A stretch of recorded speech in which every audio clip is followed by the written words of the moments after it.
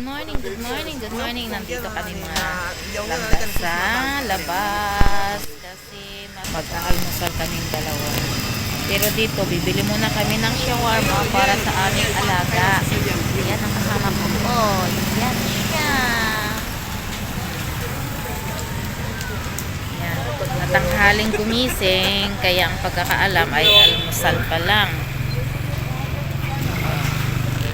Pero tanghalian na to, almusal tanghalian kasama na merienda kasi ano na oras, alauna. Ayan. So dito kami sa yan, dyan kami. Dito kami nakaupo.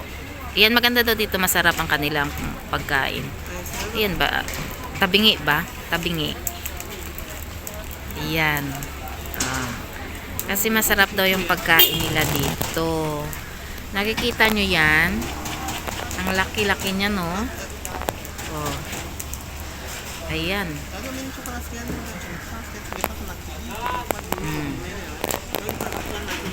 Good, diba? So, ang laki ng kanilang ano. Yeah, shawarma. Kami lang muna ditong dalawa nakaupo. Free to sit daw. Hindi, order kami kasi kami kakain ng ganyan. Masarap yan, shawarma. Ayan. Ang daming pagkain nila dito. Ito, oo. Ayan, chicken. Oh, mga barbecue. Ayan. Yan ang chicken. Muna kami mag-stay para waiting sa aming in-order na shawarma. O, diba? Ganun lang. Ganito ako kasi ayaw kong magkasakit. Malamig kasi. Dubli-dubli yung suot ko. Kailangan yung tainga matakpan para di tayo magkasakit, di tayo lamigin. Yan, diba? Ganun lang yun. Ang aming shawarma, yan. Ang ganda ng balot. Gawa na siya ng aming cheese parata.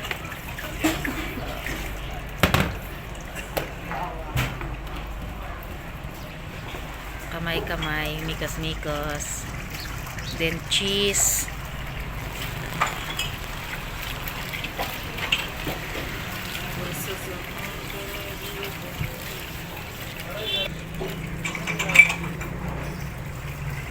Ayan.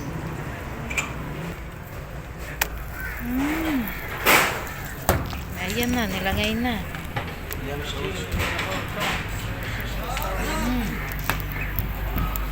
Nagawa pa.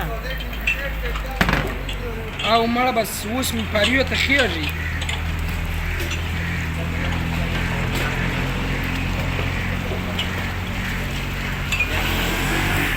Nag-order kami ng 4 kasi mga gutom kami. Ayun. Ayun pang dalawa. Ayan. Breakfast. Ayan na. Ang kaming pagkain. Oh. Where's our tea? Our tea is coming.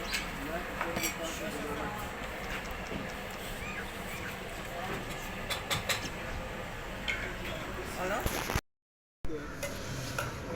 So yummy cheese parata. Ayan. Oh. Tigda-dalawa kami kasi ano na to, hanggang hapunan.